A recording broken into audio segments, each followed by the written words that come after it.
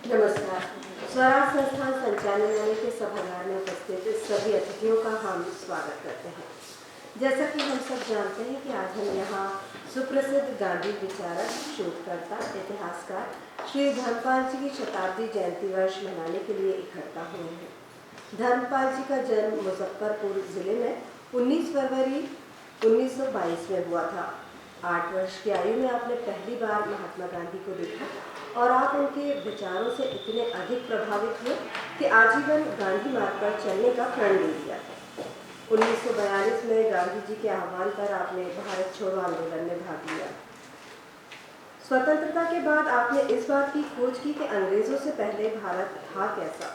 उन्होंने हिंदुस्तान में विज्ञान, इतिहास, राजनीति और लोगों के बारे में काफ़ी शोध किया और लिखा भी। उनका कहना था कि भारत कोई 100-125 इकाइयों का देश है, सबकी अपनी अपनी मान्यताएं और परंपराएं हैं। इनका अध्ययन जरूरी है क्योंकि इन्हीं की बुनियाद पर हम आधुनिकता और विकास का मजबूत ढांचा खड़ा कर सकते हैं। धर्मपाल जी के विचारों पर और अधिक प्रकाश डालने के लिए हमारे बीच उपस्थित हैं वरिष्ठ विद्वान एवं मुख्य वक्ता श्री मनोज श्रीवास्तव जी, पूर्व अतिरिक्त मुख्य सचिव मध्य प्रदेश शासन। साथ ही आज के कार्यक्रम की अध्यक्षता कर रहे हैं संतोष कुमार राउत जी, पूर्व महानिदेशक मध्य प्रदेश पुलिस। कार्यक्रम आरंभ करें इससे पहले हम श्री मनोज श्रीवास्तव जी और संतोष कुमार जी से अनुरोध करना चाहेंगे कि वे दीप प्रज्वलित करें।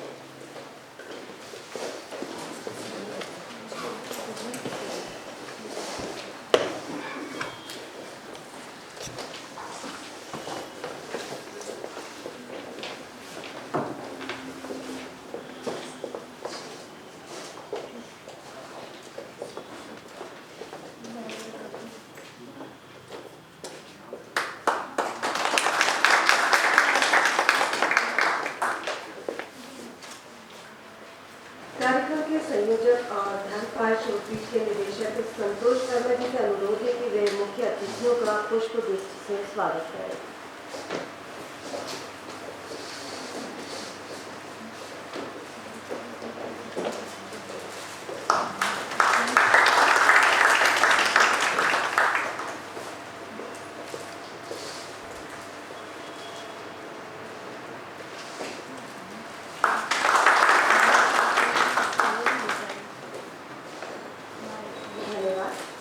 आज की कार्यक्रम की अध्यक्षता के लिए हम आग्रह करते हैं श्री संतोष कुमार राउत जी से।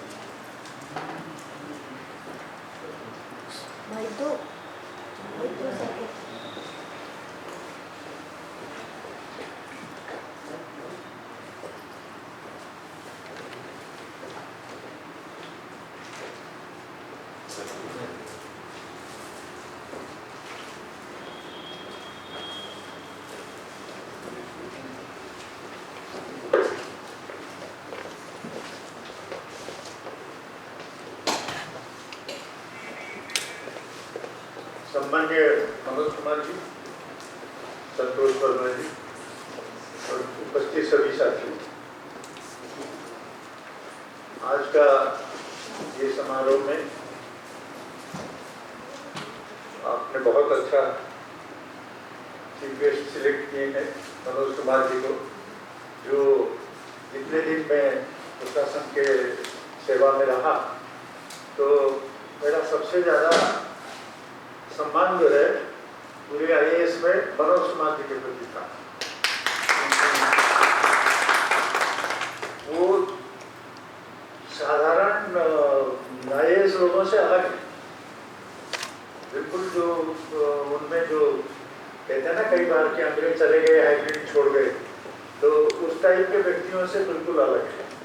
तो उनका व्यक्तित्व ही अलग है और उनका गंभीरता और उदारता, गहराई, वो सब देखते हुए कोई भी प्रभावित होगा। और संतोष को भी मैं जानने में आया, मुझे कई साल पहले, मुझे अंदाज नहीं था कि मध्य प्रदेश में भी इतना एक गहराई से रीडिंग किया हुआ कम एज का लड़का मिल सकता है।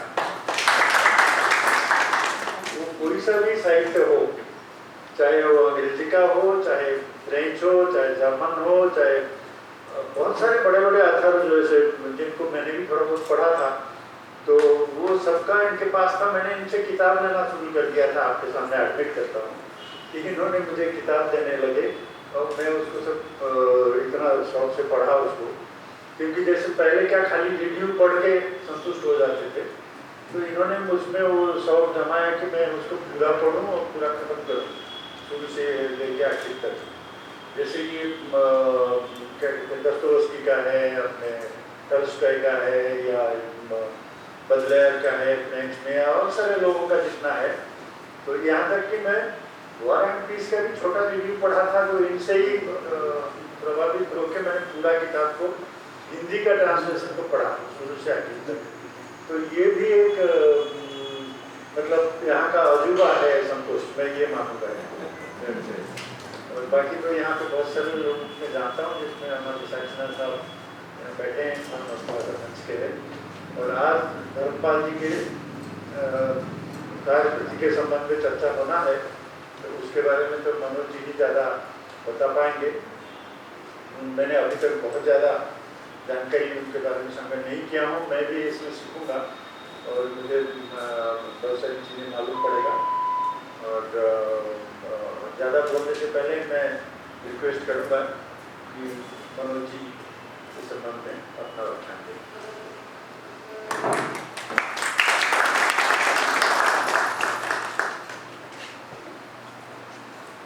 मैं शुरुआत में करूँ कि सर मैं दोनों तरफ के संतोष से गिरा हुआ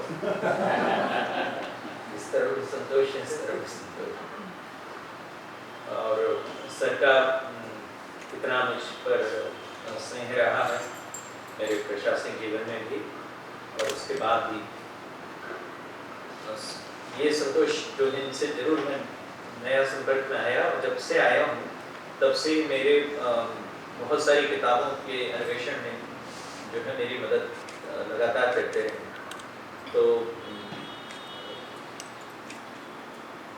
इस मायने में मैं कहूँ कि दोनों तरफ मुझे वाकई संतोष।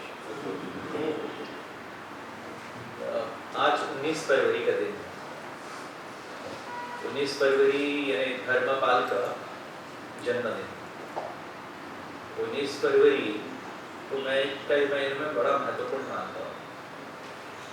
कुछ है ऐसा इस तारीख में कि जो भी कुछ भारतीयता के लिए है उसके प्रति अपनी एक स्मृति, और जो भी भारतीयता के विरुद्ध है उसके प्रति भी एक तरह के स्मरण का दिन है। आज का दिन शिवाजी का जन्मदिन है, जो हिंदू स्वराज के लिए इतना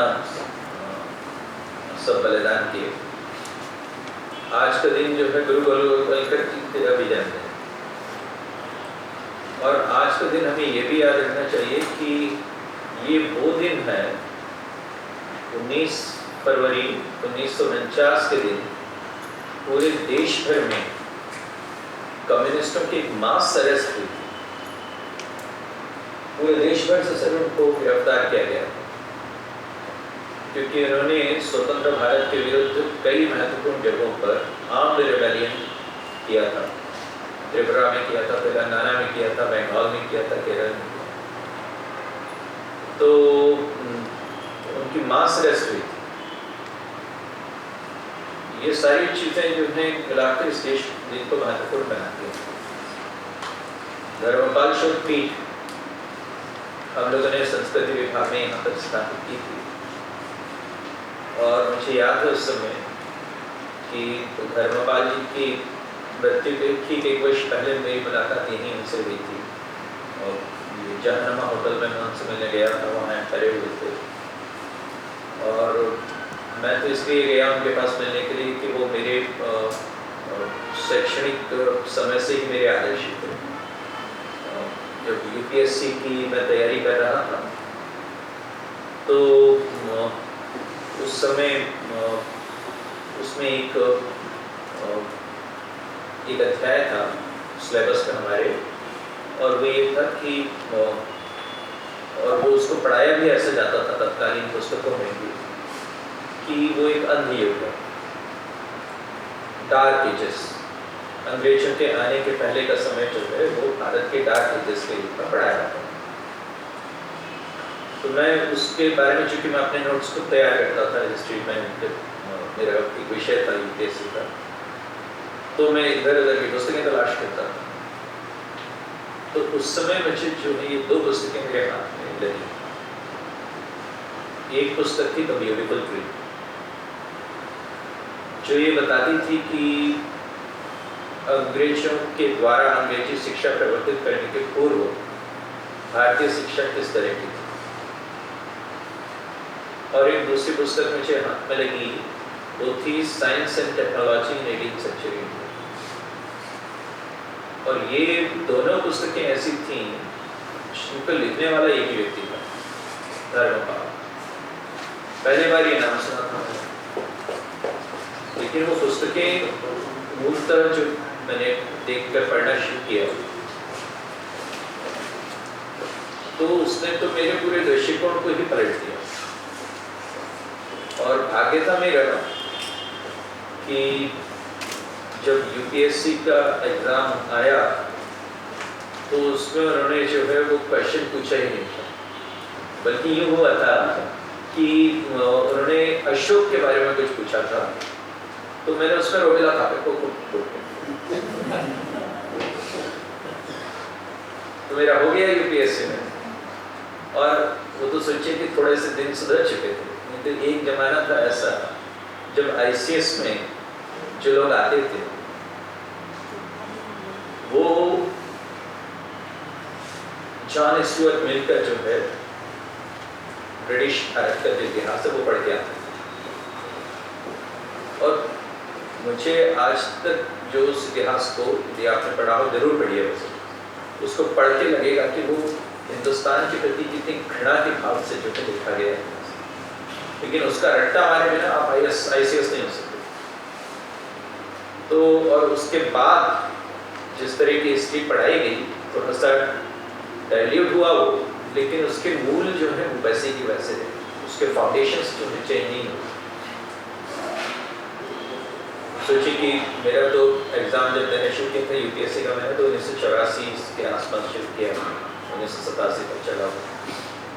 तो फाउंडेशंस वही थे। एनसीईआरटी की पुस्तकें जो हैं वो थोड़ा चीज़ों को मधुर शब्दों में, लेकिन मूलतः वही बातें व्यक्त करती थी, वही स्थापनाएं व्यक्त करती थी, जो कि मैं कह सकता हूँ कि कॉलोनियल असर्शंस थी, जो औपनिवेशिक की स्थापनाएं थी। तो पहला मेरा जो है, मैं कहूँ कि धर्मपाल से मेरा एनकाउंटर वो हुआ था। दूसरा फिर मैं जब देखा आईएएस में रहते हुए, तो मुझे याद है कि धर्मपाल जी ने अपनी एक पुस्तक में ये बताया है कि भारत के गांव कैसे, और एक पंचतंत्र कहकर पुस्तक मैंने लिखी थी, तो उसमें धर्मपाल जी के उसका मैंने उल्लेख भी किया। उसमें धर्मपाल जी ने ये बताया था कि वो राजस्थान के 20 गांव में और गए थे। राजस्थान के अलावा उन्होंने उड़ीसा के जगन्नाथपुरी के भी जगह पूछे थे, आसपास के करीब 700 गांव, वहाँ पर भी उन्होंने लिखे थे। तो गाँवों के बारे में धर्मपाल जी को एक नई तरह की जानकारी प्राप्त हुई, जो कि नॉर्मली गाँवों के हमारी समझ से अलग। हम लोग जब यूपीएससी में आते हैं और आकर जब उतरते हैं फील्ड पे, तो एक मसीहा भाव रहता है, एक ऐसा कि साहब हम अब सब सुधार डालें, हम पृथ्वी पर उतरे हुए क्रांतिकारी हैं और ये इससे पहले सब गलत था और लोग जो हैं वो बहुत ही वैसे जहालत की हालत में रह रहे हैं, गलाजत में रह रहे हैं। हम उसे करेक्ट करने के लिए आए हैं। हमारा इंटरवेंशन, हमारा दखल, और हमारा दखल बड़ा निर्णायक है। तो वो भाव रहता है। लेकिन जब मेरी फील्ड में पदस्थापनाएं होनी शुरू हुई, मधु से शुरू हुई थी, फिर जशपुर में मैं रहा आदिवासियों के साथ, पहाड़ी गौरवाओं के साथ, और फिर मंदसौर या झाबुआ या राजगढ़ या इंदौर, तो वहाँ के ग्रामीण समुदाय से मेरा जो इस तरह से मिलना हुआ, तो मुझे फिर वो याद आया कि जो उन्होंने अंग्रेजों से पहले का भारत नाम के अपनी पुस्तक में जो है लिखा था, उल्लेख करते हुए, और उसमें गाँव के बारे में एक अलग ही तरह की समझ। गाँवों में वो सहज बुद्धिजीवी हैं। हम लोग अक्सर जो हैं एक तरह के कृत्रिम बुद्धिजीवी हैं। एक चीज होती है जिसको मैंने नाम दिया था ऑर्गेनिक इंटेलेक्चुअल। वो जो ऑर्गेनिक इंटेलेक्चुअल्स हैं, तो सहज बुद्धिजीवी, वो गाँवों में मिलते हैं। प्रायः हम लोगों को उनकी अवगणना करना सिखाया गया, हम उनकी डाउन रेटिंग करते हैं, और हम लोगों को लगता ये है कि चूंकि वो अशिक्षित है तो इसलिए वो अज्ञानी है। ये एक दो अलग अलग चीजें हैं। असाक्षर होना और अशिक्षित होना दो अलग अलग चीजें हैं। अशिक्षित होना और अज्ञानी होना दो अलग अलग चीजें। वहां पर उन्होंने, धर्मपाल जी ने अपनी पुस्तक में ये उल्लेख किया है कि वो बात कर रहे थे उन ग्रामीणों से, तो ग्रामीणों ने कहा कि ये तालाब जो है ये सरकारी तालाब है। तो वो उन्होंने मुझसे पूछा कि और वो तालाब कौन सा किसका है? तो ये तो हमारा। तो इन्होंने कहा कि मतलब, तो कहने लगे कि ये तो हमारे पूर्वजों ने बनाया था, गांव के लोगों ने बनाया था मिलकर। तो वो एक विभाजन करते थे जिसमें सरकार की चीज उनकी नहीं थी, उसका ओनरशिप नहीं थी। और दूसरी तरफ जो है ये कुछ तालाब हैं जो उनके पूर्वजों से प्राप्त हुए हैं, या वो खुद जो है उस पूर्वजों की परंपरा का पालन करते हुए बना है। बाद में उसी चीज की पुष्टि जो है राजस्थान की रजत बुद्धि करके जो अनुपम मिश्र की पुस्तक है उसमें भी हुई, जो मैंने पढ़ी। और इसके अलावा जो इनकी आज भी खड़े हैं तालाब, जो अनुपम मिश्र की दूसरी पुस्तक है, उसमें भी उस बात की पुष्टि है कि एक जो है लोगों के भीतर एक अपना जो देशज किस्म का जो विज्ञान है, और उस देशज विज्ञान की हम लोग उपेक्षा करते हैं। तो मैंने उस समय एक प्रयोग किया था झाबुआ में, इसी इन्हीं को पढ़ के, खतरनाक प्रयोग था। यानी धर्मपाल को पढ़ने के कारण, अनुपम मिश्र को पढ़ने के कारण, और एक जो है यूनेस्को की एक पुस्तक आई थी फार्मर्स आर इंजीनियर्स, उसको पढ़ने के कारण, और एक जो है डाइनिंग सिस्टम करके अनिल अग्रवाल की पुस्तक थी। 4 का संयुक्त प्रभाव पर ऐसा पड़ा कि उस समय मैंने एक झाबुआ में बड़ा खतरनाक किस्म का प्रयोग किया। प्रयोग ये था कि तालाब जो है नॉर्मली या तो ग्रामीण यांत्रिकी सेवा के लोग बनाते थे, या जो है सिंचाई विभाग के लोग बनाते थे। और मैंने क्या हुआ था कि जब मैंने ज्वाइन किया था झाबुआ में, और बस उसके पहले राजगढ़ में, तो दोनों जगह जो मैंने एक स्थिति देखी थी कि दोनों जगह बने हुए तालाब थे, सरकारी तालाब जो सूखा राहत की मद में बने थे। और मैंने ज्वाइन किया था, मैंने ज्वाइन करने के 7 दिन के भीतर ही देखे एक के बाद एक टूटे। और उसके बाद जो है झाबुआ में भी कुछ ऐसी ही शिकायत आई थी। जब मैंने ज्वाइन किया वहाँ पे झाबुआ में, तो पहले ही दिन मेरे कमिश्नर से जब मैं मिलने गया तो उन्होंने कहा कि मनोज वहाँ पे तालाब निर्माण के बारे में काफ़ी गड़बड़ियों की शिकायत है, जरा तुम जाँच करो। तो मैंने जांच की तो पता चला कि 10 तालाबों की जांच की मैंने, उसमें 37 लाख, उस जमाने में 37 लाख बहुत होते थे, मैं बात कर रहा हूँ 1996 का। तो 37 लाख का पानी जो है वो मजदूरों को पिलाना बताया हुआ था उनके खर्चों में, उनके पास। तो मैंने उनसे कहा भी क्या पिला रहे थे यार, मजदूरों को स्लैग वगैरह कुछ पिला रहे थे। तो लेकिन 37 लाख का पानी 10 तालाबों में लगे तो मजदूर पिला, ठीक है।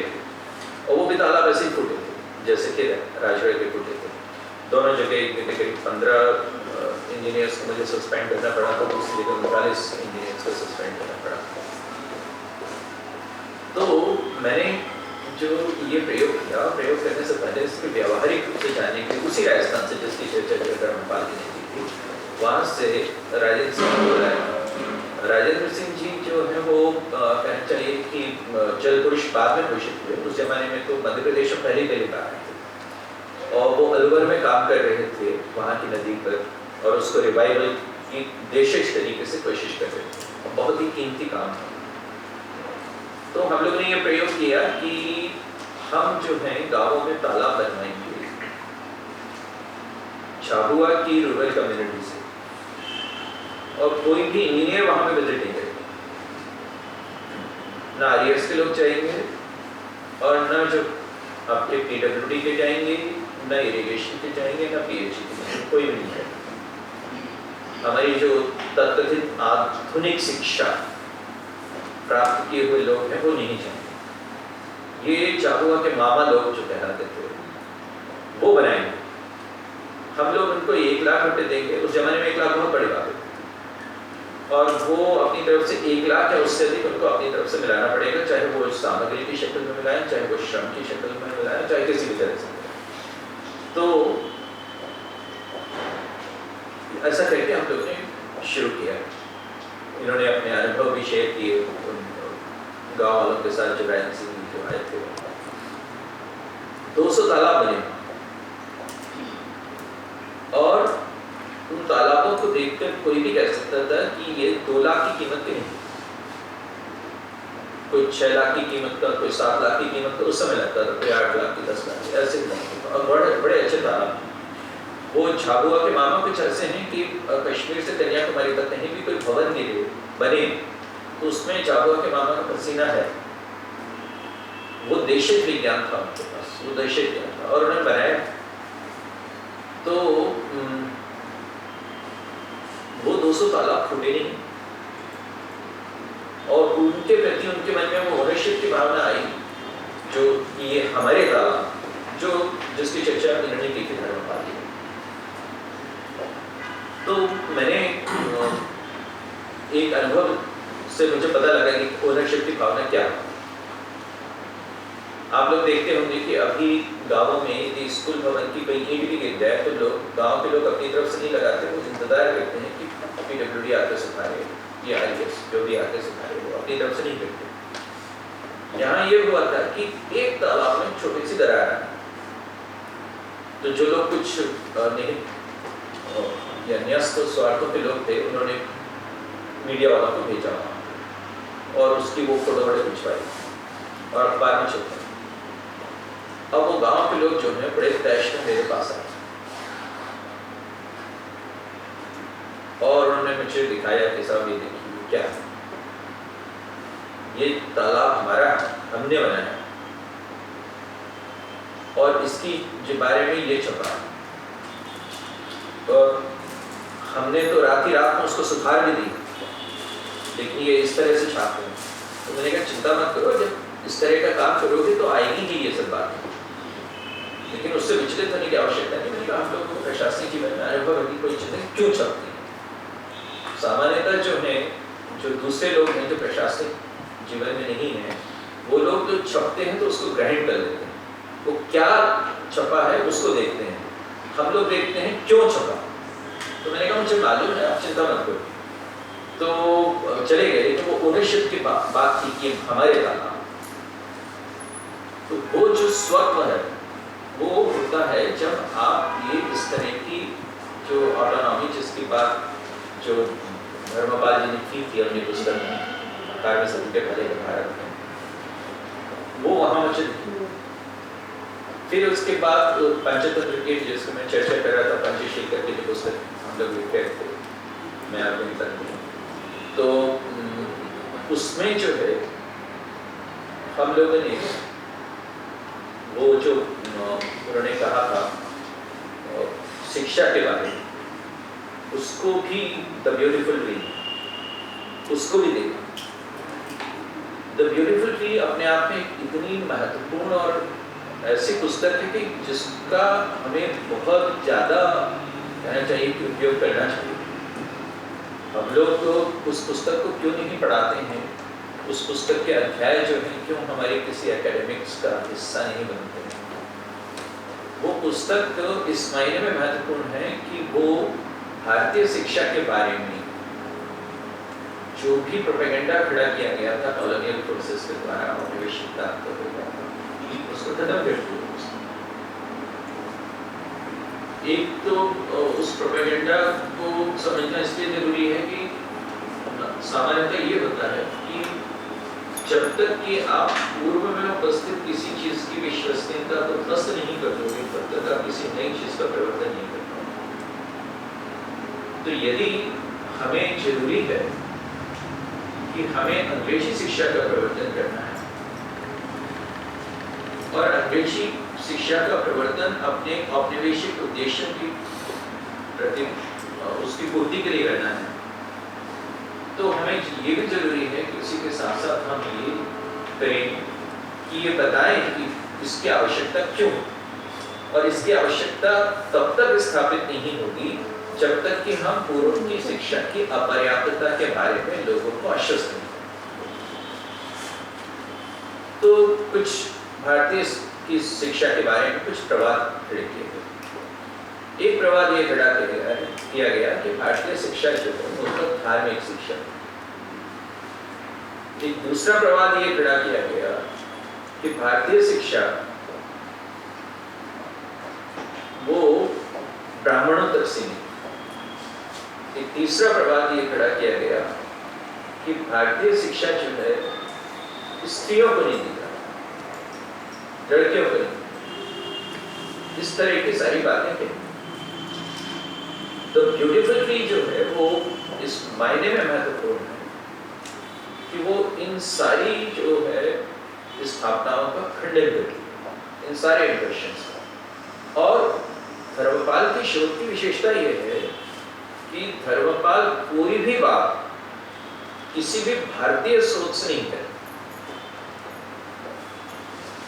क्योंकि यदि भारतीय स्रोतों का प्रयोग किया जाए तो हमेशा ये आरोप लगेगा कि ये तो जो है वो जो कहना चाहिए कि दक्षिणपंथी, और ये अपना जो है एक तरह का आजकल भारतीयता को सांप्रदायिकता के रूप में कई लोग बताने भी लगे, जताने भी लगे, तो उन पर भी ये लग सकता है। धर्मपाल की शोध की विशेषता ये है कि जैसे मार्क्स ने अपना सब कुछ साहित्य, चाहे उनकी दास कैपिटल हो चाहे उनके और दूसरे बुक्स, वो लंदन की जो है लाइब्रेरी में बैठकर उन्होंने किए थे। धर्मपाल भी वही है। धर्मपाल लंदन में रहे हैं, वहीं के ही आर्काइव्स को देखा है उन्होंने, उन्हीं के ही ब्रिटिश स्रोतों को देखा, और उन्हीं से ही उन्होंने सारे के सारे जो इम्प्रेशंस हैं वो, या जितने भी उनकी जो विश्लेषण के लिए जो आंकड़े हैं, तथ्य हैं, वो सब उन्होंने उन्हीं से ही प्राप्त किए। वो कोट करते हैं तो एल्फिंस्टन को कोट करते हैं, वो कोट करते हैं तो मुनरो को करते हैं, वो कोट करते हैं तो एडम को करते हैं। ये वो लोग हैं जो उस समय प्रशासनिक प्रमुख थे मैड्रास प्रेसिडेंसी के, बॉम्बे प्रेसिडेंसी के और बंगाल प्रेसिडेंसी के। इसके अलावा पंजाब प्रेसिडेंसी के भी जो है उन्होंने उल्लेख किया है। तो ये 4 प्रेसिडेंसीज में अंग्रेजों ने अपने कलेक्टरों को ये निर्देश दिए थे कि आप शिक्षा की तत्कालीन हालत के बारे में बताइए। तो जो सर्वेक्षण किए गए हैं वो सब अंग्रेज अधिकारियों के द्वारा किए। जैसे कैंपबेल है, वो वहाँ का ही डिस्ट्रिक्ट कलेक्टर होता, उसको बहुत वाइडली कोट किया है धर्मपाल ने। तो ऐसे ही दूसरे उनके लिखा, तो उससे जो बात उभर कर सामने आती है वो ये आती है कि तत्कालीन भारत में स्कूलों में यदि ब्राह्मणों की संख्या 1 थी, ब्राह्मण छात्रों की, तो शूद्र छात्रों की संख्या जो है 4 थी। चौगुने संख्या में थे शूद्र छात्र, और यही अनुपात जो है वो शिक्षकों में भी था। एक शूद्र छात्र, एक ब्राह्मण छात्र के विरुद्ध 4 शूद्र छात्र और एक ब्राह्मण अध्यापक के विरुद्ध 4 शूद्र अध्यापक। और जो शिक्षा थी वो धार्मिक वैसी नहीं थी कि जो है आपको धर्म के मामले में ही सीमित रखे। वो शिक्षा ऐसी थी जो आपको अलजेब्रा पढ़ाती थी, जो आपको ज्यामिति पढ़ाती थी, जो आपको बीजगणित पढ़ाती थी, जो आपको घनमूल और तमाम ऐसी चीज़ों का जो है परिचय देती थी, जो आपको रसायन शास्त्र पढ़ाती थी, उस तरह की शिक्षा। और उसके उल्लेख स्वयं उन्हीं के उसमें कि किस किस कौन कौन से ग्रंथ हैं जो पढ़ाए जाते थे। व्याकरण शास्त्र क्या है वो पूरा पढ़ाया जाता था, निघंटु क्या है वो पढ़ाया जाता था, तमाम ऐसी चीजें। तो उसका भी खंडन। और तीसरा ये कि इतनी उसमें जो है छात्राएं हुआ करती। तो ये सारे के सारे जो उन्होंने उदाहरण दिए, बाद में मैंने जो है उसका उपयोग जो है बिल्कुल ही दूसरी जगह पे किया, जिसके संदर्भ भी दूसरे थे। आपको याद है कि सुंदरकांड में वो आता है प्रसंग जब हनुमान और रावण का संवाद होता है, और हनुमान और रावण का संवाद होता है, तो उसमें रावण ये बोलता है कि लाघ्य से अधम सिखावन मुनि, कि ये तू अधम, तू मुझे सिखाने चला, तो मुझे शिक्षा देगा। तो उस समय में मैंने धर्मपाल को याद किया। मैं आपको धर्मपाल के जो शब्द हैं उसको द ब्यूटीफुल पीस से अपनी पुस्तक में वो पढ़ता हूँ। It is, however, the Madras presidency and Bengal Bihar data which presents a thing of revelation. The data reveals the background of the teachers at the top. It presents a picture which is in sharp contrast to the various scholarly pronouncements of the past 100 years or more, in which it has been assumed that the education of any sort in India till very recent decades was mostly limited to the twice born amongst the Hindus and amongst the Muslims to those from the ruling elite. The actual situation which is revealed was different, if not quite contrary, far at least amongst the Hindus in the districts of Madras Presidency, and dramatically so in the Tamil-speaking areas as well as in the districts of Bihar and Bengal. It was the group termed Sudras and the caste considered below them who predominated in the thousands of the then still existing schools in practically each of these areas. और उसमें याद किया मैंने ये कि 19वीं सदी के पहले तक इंग्लैंड की क्या हालत थी। जब भारत में एडम ये बता रहे थे कि बंगाल बिहार प्रेसिडेंसी में 1 लाख स्कूल थे, 1 लाख स्कूल अंग्रेजों की शिक्षा के प्रवर्तन से पूर्व एक प्रेसिडेंसी मात्र में इतने स्कूल थे। उस समय इंग्लैंड में शिक्षा की क्या हालत। तो मैंने अपने इसमें लिखा है कि 1870 में वहाँ एलिमेंट्री एजुकेशन एक्ट आया था। 1870 में 1870 में जो वहाँ पर एलिमेंट्री एजुकेशन एक्ट आया, आश्चर्य नहीं कि वो भारत की देशी शिक्षा के व्यापक विकेंद्रीकरण की साक्षी से आया। नहीं तो 18वीं सदी तक स्कूल चर्च ऑफ इंग्लैंड के अधीन थे। वहाँ जोसेफ लंकास्टर ने शिक्षा की जो मॉनिटोरियल मेथड थी वो भारत से ही ली थी। अलेक्जेंडर वॉकर लिखता है, The children was instructed without violence and by a process peculiarly simple. The system was borrowed from the Brahmins and brought from India to Europe. Bharat का तो ये मानना था कि पूछ लीजिए ज्ञान, लेकिन ये लोग थे अंग्रेज जो कि अधम से सिखावन लेना अपनी तौहीन समझते। अंग्रेजों के यहाँ मध्यकाल तक शिक्षा धनिकों का शब्द थी, प्रिजर्व ऑफ द रिच। जब 1066 में हेस्टिंग्स के युद्ध में विलियम प्रथम ने इंग्लैंड जीता, तब वहां अत्यंत धनी लोग भी शिक्षित नहीं थे, सिर्फ चर्च के पदाधिकारी ही शिक्षित हुआ करते थे। कोनिसिबिश school and education in the middle ages में मध्यकालीन इंग्लैंड का हाल बताते हुए एक और दिलचस्प चीज की ओर इशारा करते हैं। Literacy and knowledge have not always been the key in high social reputations. In the beginning of the medieval ages, literate people were even deemed unworthy for being gentlemen. यानी लिटरेट लोग जो हैं वो जेंटलमैन नहीं थे, unworthy थे उसके लिए। ये स्थिति थी जो कि तत्कालीन इंग्लैंड में थी, और न केवल यही थी बल्कि एक और महत्वपूर्ण बात थी कि वहां पर ज्ञान का विरोध, यानी ज्ञान ना होना एक बात है, वो कई बार आपके संसाधनों पर निर्भर रहता है, कई बार आपकी जो है कहना चाहिए कि इच्छा शक्ति पर निर्भर रहता है कि आप इतना जो है ज्ञान बांटना चाहते हो। भारत में तो चूंकि ये था कि विद्या एक ऐसा धन है जो बांटने से बढ़ता है, तो इसलिए इतने सारे स्कूल, लेकिन वहां पर जो है ज्ञान का जितना सीमित रहे, जैसे आज के हम देखते हैं कि पेटेंट की कल्चर का पूरा जो तर्क ही है कि ज्ञान का जो है एक तरह का कैपिटलाइजेशन, पूंजीकरण, तो वैसे ही उस समय वहां पर रहा होगा।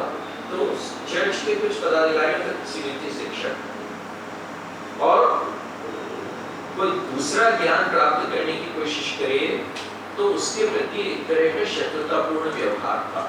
कोई दूसरा यदि ज्ञान देने की कोशिश करे तो उसके प्रति एक शत्रुतापूर्ण व्यवहार, उसका कभी उल्लेख नहीं किया।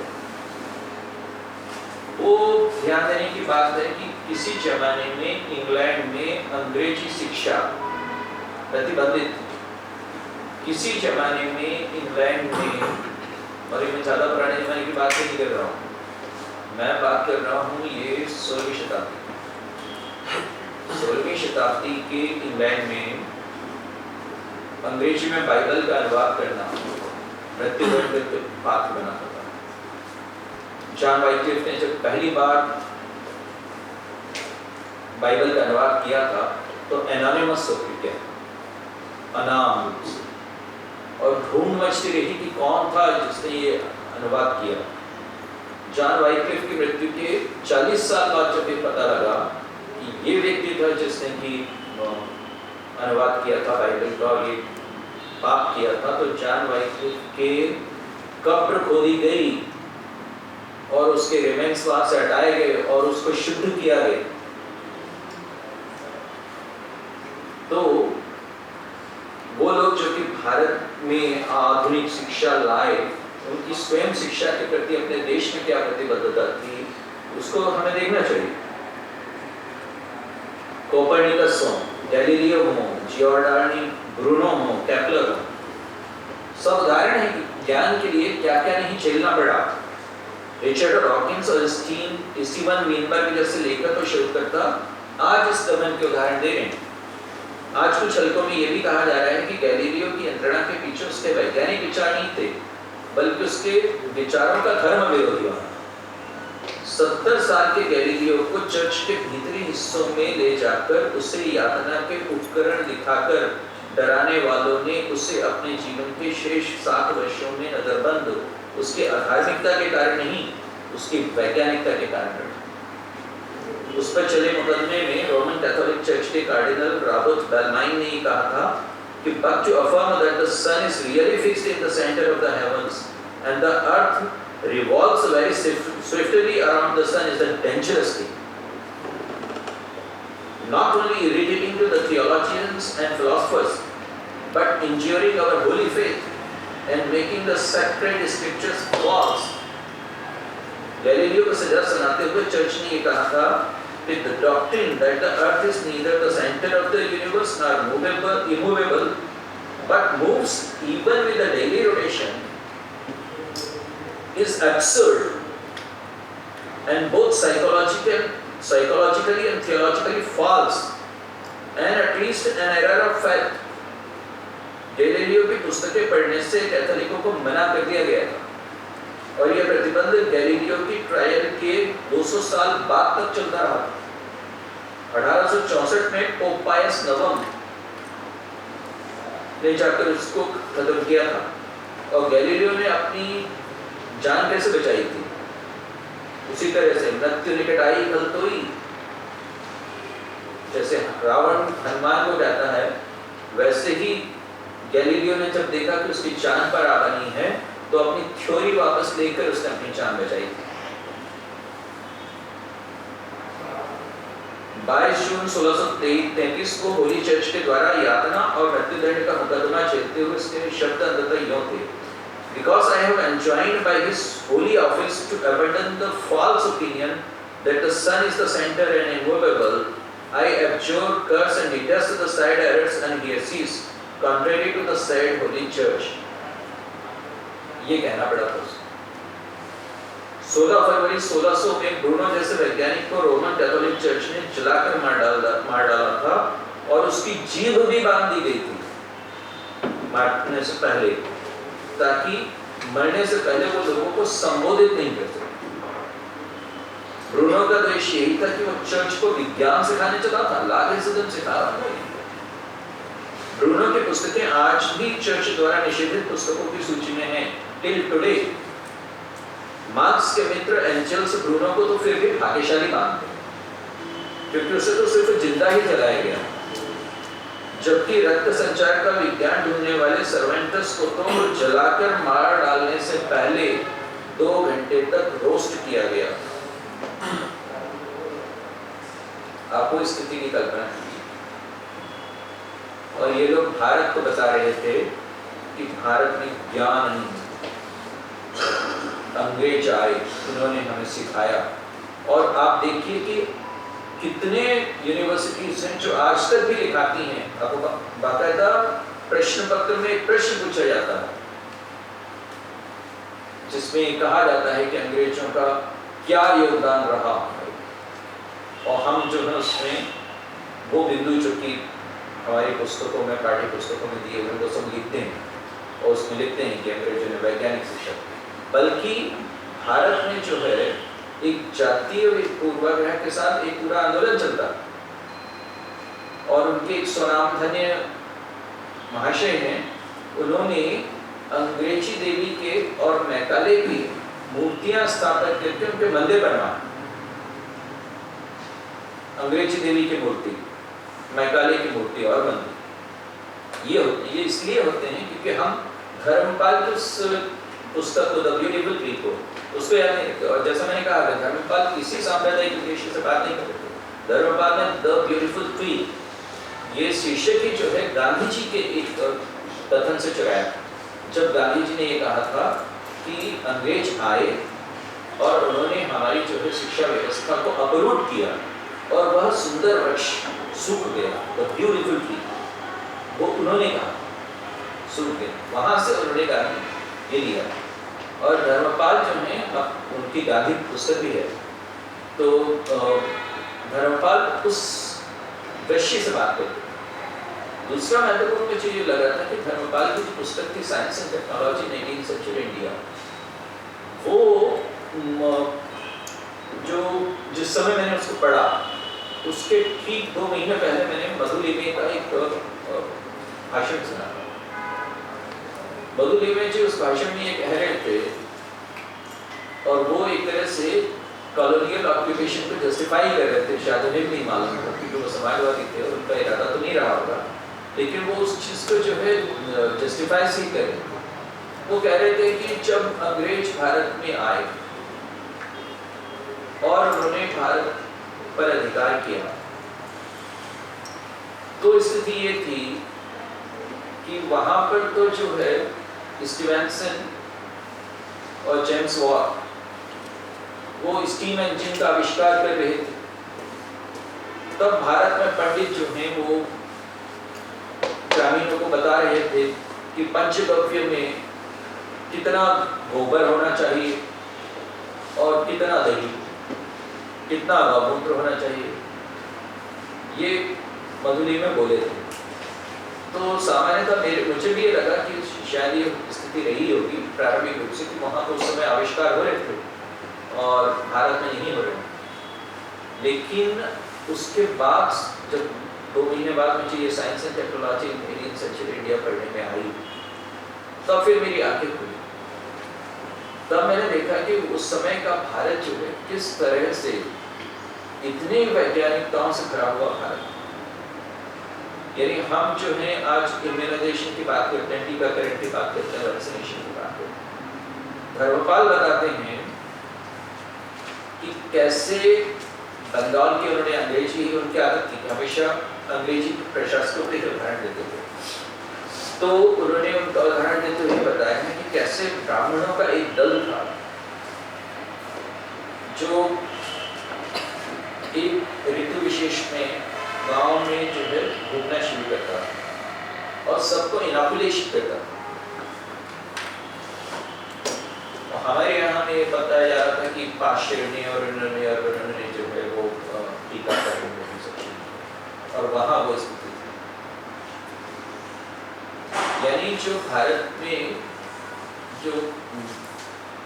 जो पारंपरिक ज्ञानाधार थे, धर्मपाल बार बार उसकी तरफ हमारा ध्यान आकर्षित करते थे। क्लॉड अल्वारेज ने उनकी पुस्तक जो है उसका प्रेफेस भी लिखा है, उसकी भूमिका भी लिखी है क्लॉड अल्वारेज ने, और उनको भी ऐसे ही आश्चर्य हुआ। उनका भी धर्मपाल से पहला साक्षात्कार जो बौद्धिक रूप से वो हुआ था हॉलैंड में।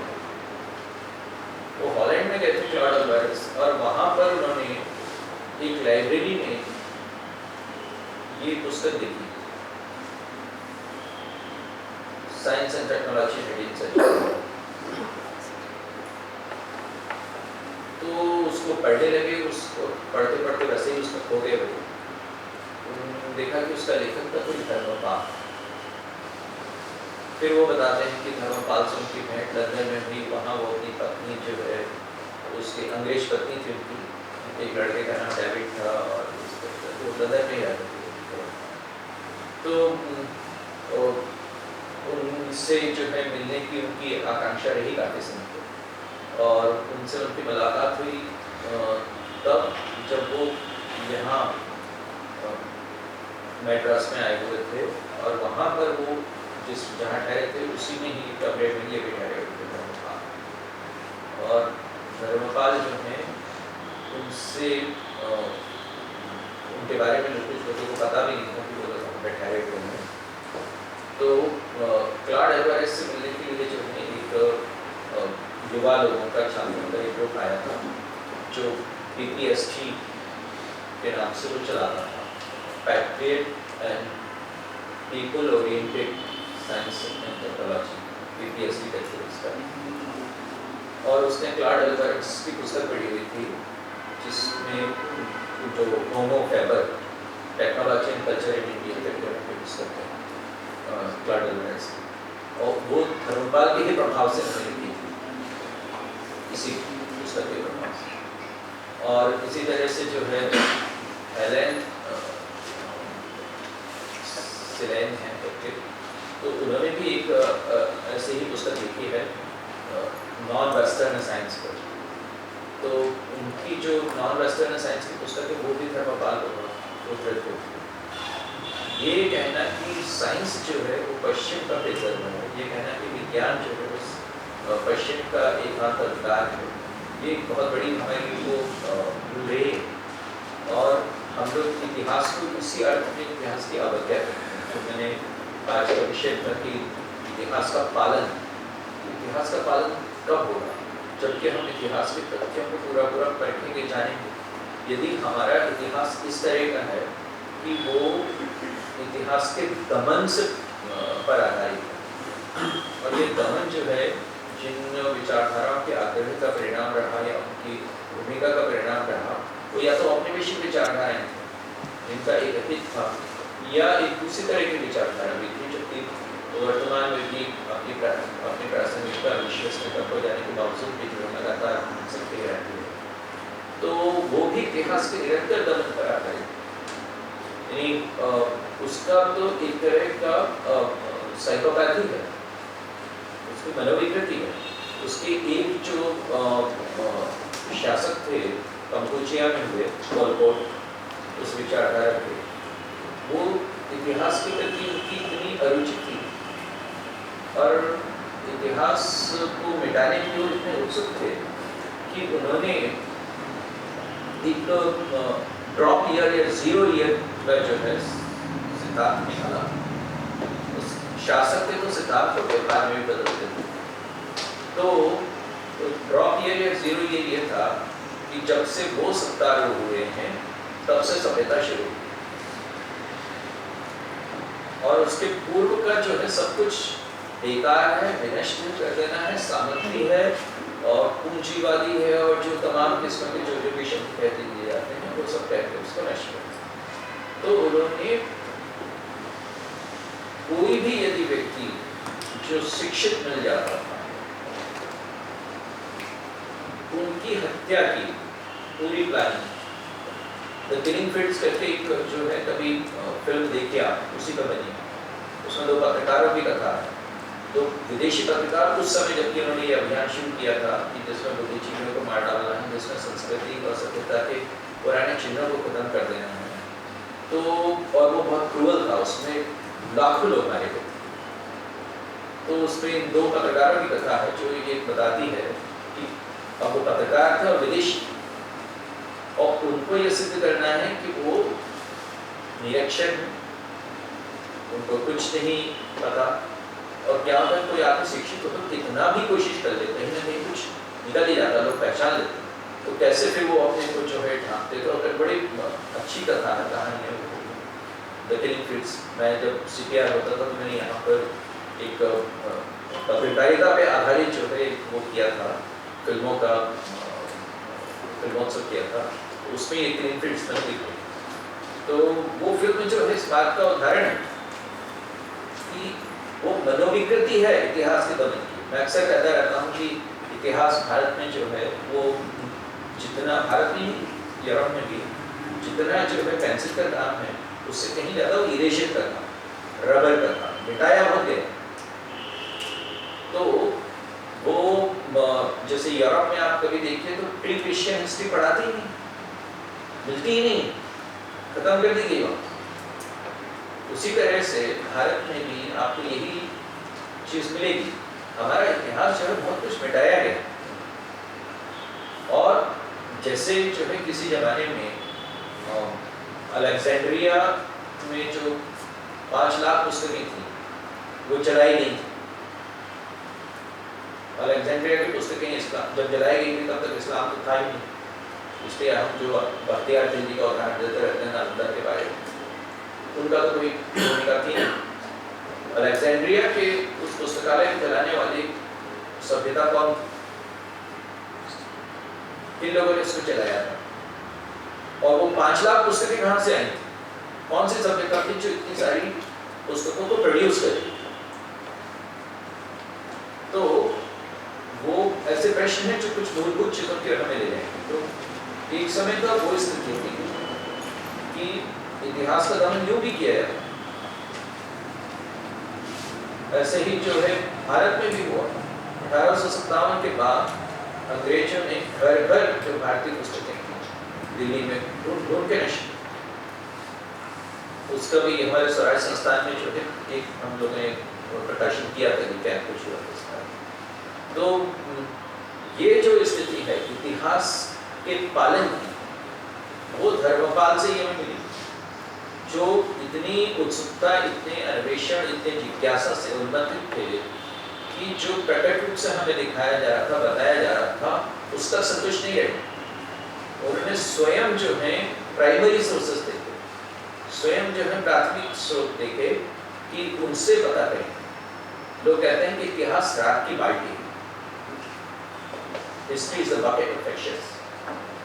वो है भी कई तरह से, उनका कहना भी सही है, लेकिन विकल्प तो फिर भी हमारे पास कौन है? ये हमारे पास है कि हम उस राख से क्या करें। उस राख से हम जो है अपने माथे पर तिलक करते हैं, उसको तिलक की तरह धारण करते हैं। ये हम पर निर्भर है कि हम उस राख का कीचड़ बनाएं। ये हम पर निर्भर है कि उस राख में से हम अपने सभ्यता के फिनिक्स पक्षी को पुनर्जीवित करें। विकल्प हमेशा हमारे पास। तो धर्मपाल की जो श्रेष्ठता मैं मानता हूँ, वो इसी बात में मानता हूँ कि उनके लिए भी ये खुला था कि जितना पढ़ाया जा रहा है उतना पढ़ लो और उसी को अंतिम सत्य की तरह मान लो, और उसके विपरीत विचार रखने वाले को या उसके विपरीत कोई भी संकेत देने वालों को जो है पुरापंथी कह दो, उनको कह दो पोंगापंथी कह दो, उनको कह दो प्रतिगामी कह दो, रेट्रोग्रेड कह दो, उनके पास भी उपलब्ध था। लेकिन बजाय ऐसा करने के धर्मपाल ने कहा कि मैं स्वयं परीक्षा करूंगा, मैं स्वयं जानूंगा। आज क्लॉड अल्वारेज कहते हैं कि एक ऐसे, यानी उन्होंने तो हमें प्रारंभिक रूप से दिशा देती है धर्मपाल, लेकिन आज भी एक ऐसे महाबुद्धिजीवी की आवश्यकता है जो उन संकेतों पर आगे बढ़े और बहुत ही गहराई के साथ, बहुत ही मेहनत के साथ वो पूरा काम करे जो वो अधूरा छोड़े। धर्मपाल जो है मुझे इस सूत्र का महत्वपूर्ण लगते हैं, क्योंकि इतिहास के बारे में अक्सर ये द्वंद्व चलता है कि इतिहास और वो शब्द जो द्वंद्व है वो भी मैं कहता हूँ कि हिस्ट्री के ही दो धातुमूलक अर्थों से पैदा होता है, यानी लैटिन और ग्रीक।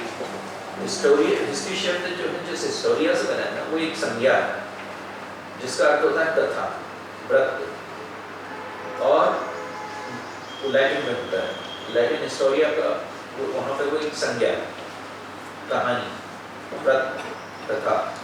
और दूसरी तरफ एक ग्रीक हिस्टोरिया वर्ड थी, तो वहाँ वो वर्ग है, वहाँ वो क्रिया है, उसका अर्थ होता है टू इंक्वायर, टू जानना, आप टू नो। तो आप जानना चाहते हो, पता करना चाहते हो, वो अथातो ब्रह्म जिज्ञासा आपके भीतर है, वो अथातो धर्म जिज्ञासा आपके भीतर है, वो अथातो ज्ञान जिज्ञासा आपके भीतर है। आप वो करना चाह रहे हो कि हिस्ट्री को एक कथा की तरह ले, एक वृत्त की तरह ले। हमारे कुछ इतिहासकार हैं जिन्होंने इतिहास को कथा की तरह चुना। हमारे यहाँ कुछ इस तरह का कहना चाहिए कि अनुशासनिक जो अनुशासन रहा है, डिसिप्लिन के दो अर्थ होते हैं, तो एक तरफ वो ज्ञान अनुशासन है और दूसरी तरफ जो है वो इस बात का अनुशासन है कि जो हमने कह दिया है उससे अधिक कुछ नहीं है, उससे अधिक कुछ नहीं समझना, आपके मार्क्स काट लिए जाएंगे उसका। और ये मैंने अपने सामने होते देखा है। मेरे बच्चे वो जब वो चौथी पांचवी में था, हम लोग उसको ऐसे बोलते रहते थे, तो यूएफओ का एक पार्ट था, तो उसको जो है बात जो मैं बोलता था कि absence of evidence is not an evidence of absence, कि साक्ष्य की अनुपस्थिति का साक्ष्य नहीं। वो तो एक चैलेंज है हमारे लिए कि हम और ढूंढें। तो यूएफओ के बारे में उससे पूछा था, तो ये बातें हम लोग अक्सर बोलते रहते थे, उसने वहां पे लिखा है, उसके ऐसा काट दिया और जब पेरेंट टीचर मीटिंग में जो है हम लोग जब गए तो उन्होंने हमें डांट भी दिलाई कि आपका बच्चा कुछ भी लिखता है, और हमने उतनी ही विनम्रता से उसको ग्रहण किया और आ गए। तो ये जो चीज़ है कि इसको जिज्ञासा, हिस्ट्री को हम लोग उस जिज्ञासा की तरह देखते हैं। और ये देखें कि जो है ग्रीक हिस्टोरिया के जो हेराक्लिटस ने दो अर्थ किए। एक तो ये किया था, एक अर्थ से आशय निकलता था कि वो न्यायाधीश या जज था, और दूसरे हिस्टोरिया शब्द से आशय निकलता था साक्षी का विटनेस क्या है। तो इतिहास को गर्व है कि वो न्यायाधीश है कुछ लोगों को, जो इतिहासकार, और ये कि अंतिम निर्णय उन्होंने सुना दिया। इतिहास की विनम्रता वो है कि वो गवाह है और वो उस मुहाने और मुकाम पर है कि जहाँ पर वो उसकी गवाही सुनी जाएगी। तो इतिहास जो है तत्कालिक समय की आज हुई अनुलिपि नहीं है। और एड्रियन रिश तो ये कहती हैं कि झूठा इतिहास प्रतिदिन बनते चलता है। The truth of the news is never on the news। तो ऐसी स्थिति में हमें धर्मपाल महत्वपूर्ण लगते हैं कि वो उन्होंने इतिहास के उस धर्म को सिखाया जो धर्म जिज्ञासा से पैदा होता है, जो धर्म इतनी विनम्रता रखता है कि मैं न्यायाधीश नहीं हूँ, ये तो प्रतिदिन बनने वाला इतिहास है। प्रतिदिन कुछ नए नए फैक्ट्स एंड फिगर्स आते हैं। जब मैंने धर्मपाल शोधपीठ की स्थापना की थी तो धर्मपाल की मृत्यु के बाद जो हम लोग सब बड़े भावुक थे और मैंने धर्मपाल का पूरा साहित्य जो है यहाँ पर खरीदा था। उनकी परिवार के लोग यहाँ पर आए भी थे और धर्मपाल शोधपीठ मैंने इसलिए स्थापित की थी कि वो इतिहास की जिज्ञासा हमें बनी हो और एक इंडोलॉजी पे काम। किसी ज़माने में मैं चाहिए कि औपनिवेशिक भारत में भी एशियाटिक सोसाइटी में कलकत्ता में जो भारतीय इतिहास पे काम किया था, उस तरह का कोई काम जो है आज भी शेष है। आज भी बहुत सारी चीज़ें हैं जो जिनके बारे में हम लोगों की जिज्ञासा नहीं पैदा हो रही है या उस तरह से जिज्ञासा को एक अनुशासन के साथ जो आगे तक ले जाने की वो कोशिश नहीं है। जैसे हम इंडोलॉजी पर बात करें धर्मपाल शोधपीठ में, तो हम लोगों को ये देखने की जरूरत है कि अब हम राखालदास बनर्जी के और मार्शल के समय से बहुत आगे हैं, मार्टिन लूथर किंग के समय से बहुत आगे हैं। अब भी जो है हमें हमारे इतिहास की शुरुआत अभी भी इतना सब हो जाने के बावजूद कि एक सरस्वती शोध पटल स्थापित किया गया था ग्रामीण विद्या के द्वारा 2001 के आसपास, और उन्होंने जो है अपने 10 वॉल्यूम्स में पुस्तक सरस्वती सिविलाइजेशन की है। उसके बावजूद भी मैं देखता हूँ कि आज भी हमारी इतिहास की पुस्तकें वही शुरू से शुरू हो, तो फर्क ही नहीं पड़ता है। ज्ञान के जो नए निर्माण हो रहे हैं, नई निर्मितियाँ हो रही हैं, उनको कहीं ना कहीं तो हमारी जो है पढ़ाई को प्रभावित करना चाहिए। हो ही नहीं रहा। आप कितना ही करते रहो, इतना उत्खनन सब करते रहो, कभी आपकी विद्या का अंत बनती ही नहीं है। वो कभी आपके टेक्स्ट आपका जो कहना चाहिए कि एकेडमिक टेक्स्ट का हिस्सा बनी नहीं। मध्य प्रदेश में हम लोगों ने यहाँ पर एक न्यूमस्मैटिक सोसाइटी इंदौर उसकी मदद से काम करवाया था। तो उसमें ये था कि हम लोग नर्मदा वैली सिविलाइजेशन की बात कर रहे थे।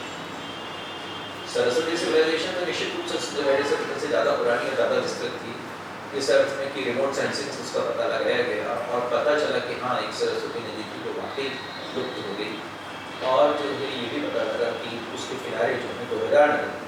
लेकिन उसके साथ साथ यहाँ मध्य प्रदेश में एक नर्मदा घाटी सभ्यता 72 शोध पत्र जो है पुरातत्व वेदों के उस पर प्रकाशित करके पुस्तक हम लोगों ने तैयार की।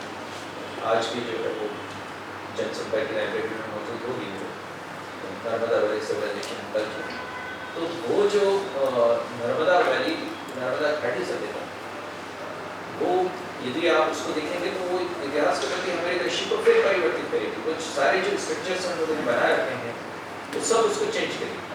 ऐसा काम करने की आवश्यकता थी धर्मपाल शोधपीठ जो है उसकी, और वो उन्हीं की स्मृति में उन्हीं की स्मृति को मैं आज आप सब लोगों के बीच में प्रणाम करता हूँ। धन्यवाद।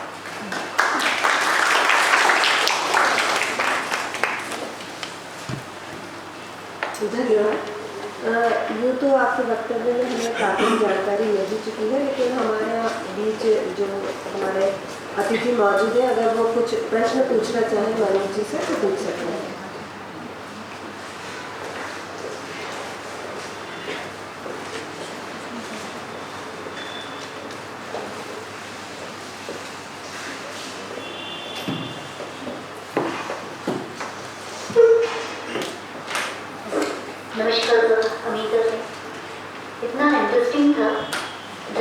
वाकई के लिए द ब्यूटीफुल ट्रीज तो वाकई बहुत ही खूबसूरत बुक है।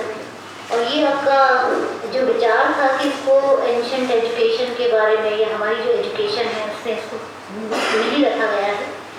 रिसेंटली अभी जो न्यू एजुकेशन पॉलिसी है उसमें हम लोगों ने भी कुछ चेंजेस ज़रूर किए हैं और उसमें एंशिएंट एजुकेशन पॉलिसी पर स्पेशली जो है वो ठीक है। तो सर आपके विचार में बड़े अच्छे लगे और थैंक यू वेरी मच, आपका इतना अच्छा लक्ष्य था, thank you very much. Sir आपने एक और व्याख्यान आपका था विवेकानंद लाइब्रेरी में, तो तब आपने भी तभी आपने एक बात कही थी कि इतिहास जो है वो इस प्रकार से राजनीतिक इतिहास पढ़ाया गया, राजाओं महाराजाओं का वास्तव इतिहास में वो पढ़ाया जा रहा था, तो वो ज्योग्राफिक बेस पढ़ाया जाता था। तो आपने विस्तार से आपने बात की थी और संजीव साहब का उस पर लिखा भी है उसके ऊपर, और तब भी आपने जो फेस किया था मैंने कहा था सर हुआ तो नहीं, तो आपने कहा कि एजुकेशन करके नहीं रहा उसको भारतीय सर आपने फिर इतना सब करने के बाद भी आज आप सर आप लोग कर रहे हैं, कुछ हुआ नहीं, तो करना क्या है सर, क्या किया जाए, तो कैसे हो जाएगा? आपने तो किया ही है सर थोड़ा सा। सबसे पहले तो ये है कि हम लोग इतने सालों से सुनते आ रहे हैं कि इतिहास गलत पढ़ाया जा रहा है, इतने सालों से सुनते। कभी आपको इस बात के लिए होना चाहिए कि हम सुनते कब तक हैं। हमारी पाठ्य पुस्तक क्यों नहीं बदली? और छोड़िए, एक स्वतंत्रता संग्राम की कहानी, स्वतंत्रता की कहानी करके एनसीईआरटी की एक पुस्तक है 10वीं कक्षा, उसमें एक पाठ स्वतंत्रता संग्राम है। उसमें एक नेताजी के 8 फोटो, एक नेताजी को, स्वयं नेताजी सुभाष चंद्र बोस का एक फोटो, गांधी जी के 2, किसी भी क्रांतिकारी का, किसी भी शहीद का, उग्रवादी शहीद का एक फोटो नहीं। फोटो बदलने तक में तो जो इतनी देर हो रही उनके अनुपात बदलने में भी तो इतनी देर हो गई। तो इसलिए जो है ये जरूरी है कि हम लोग ये कहें कि राखालदास बनर्जी के बाद से तब से लेकर अभी तक इतनी जगह तो भारत में उत्खनन हुए, इतनी जगह तो जो है नए नए प्रमाण सामने आए हैं। कभी उनको तो हम अपनी पढ़ाइयों का तो बनाए, हम क्या पढ़ते हैं? हमारा इतिहास पढ़ने का तरीका क्या वैसे ही है जैसा धर्मपाल कह रहे थे। धर्मपाल जो है वो जो बात कह रहे हैं, आप यूँ देखें कि हमारे इतिहास में हम व्यक्तियों के बारे में पढ़ते रहते हैं, वंशों के बारे में पढ़ते रहते हैं, और वो भी सेलेक्टिवली, वो भी चुनकर। हमें जो है मुगल वंश में एक एक पढ़ाया जाएगा, बाबर भी पढ़ाए जाएंगे, हुमायूं भी पढ़ाए जाएंगे, अकबर भी पढ़ाए जाएंगे, जहांगीर भी पढ़ाए जाएंगे, शाहजहां भी, औरंगजेब, एक एक पढ़ाया जाएगा, हर एक चैप्टर होगा। लेकिन कभी विजयनगर को हम लोगों ने इतने विस्तार से पढ़ा नहीं पढ़ते हो।